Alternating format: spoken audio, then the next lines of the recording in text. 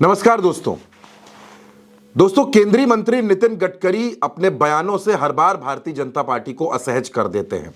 नितिन गडकरी को highway man कहा जाता है। भारतीय जनता पार्टी को ही ले लीजिए या विपक्ष के तमाम नेताओं के बयान देख लीजिए, हर कोई नितिन गडकरी के काम की तारीफ करता है। लेकिन वक्त वक्त पर नितिन गडकरी ऐसे बयान दे देते हैं जो गुजरात लॉबी को बड़ा असहज कर देते हैं। अब हुआ यूं कि नितिन गडकरी लखनऊ आए हुए थे।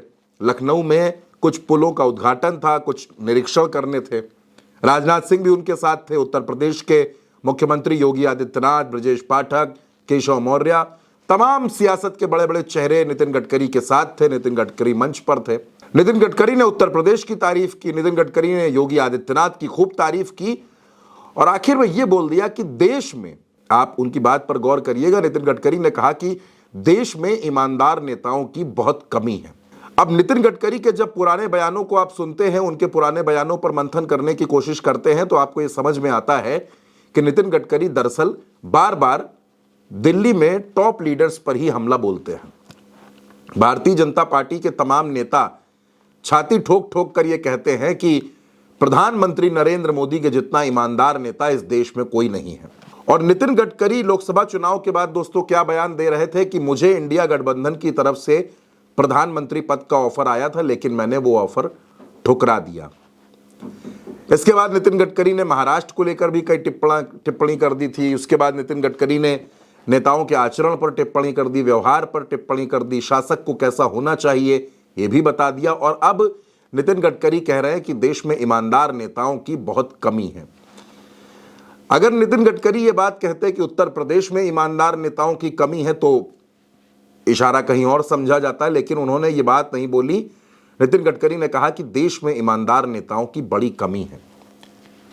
दोस्तों, जब से भारतीय जनता पार्टी नरेंद्र मोदी 240 सीटों पर सिमटे, जब से ये सरकार बैसाखियों वाली सरकार हो गई, जब से ये मोदी सरकार एनडीए की सरकार हो गई, नानी की सरकार हो गई, नीतीश नायडू की सरकार हो गई, तब से आपने देखा है कि 4 जून के बाद से लगातार बयानों का सिलसिला चालू रहता है।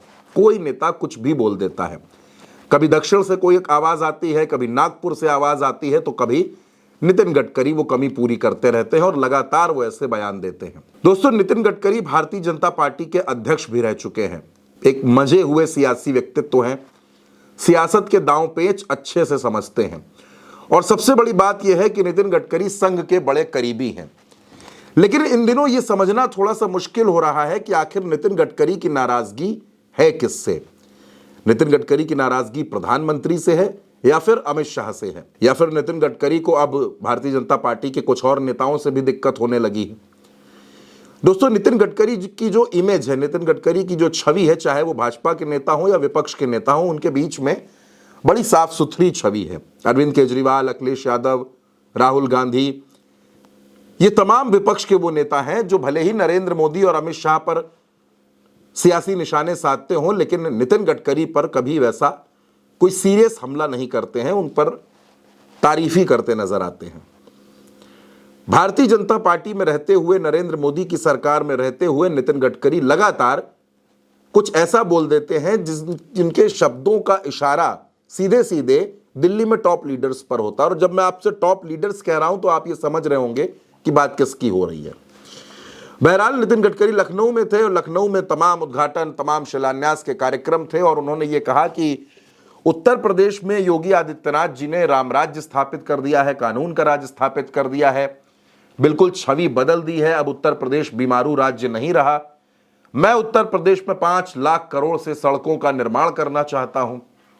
बजट की कोई कमी नहीं है। आप बजट को ऐसे समझिए जैसे द्रौपदी की थाली, चाहे जितने लोग आ जाए भोजन कर लें, लेकिन कोई कमी नहीं है, खजाने में कोई कमी नहीं है।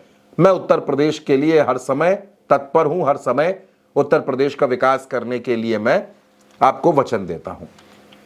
इतनी अच्छी अच्छी बातें हो रही थी, लेकिन नितिन गडकरी उसके बीच में भी एक निशाना लगाना नहीं भूले और नितिन गडकरी ने अपने बयान से एक अलग तरीके की सुगबुगाहट शुरू कर दी।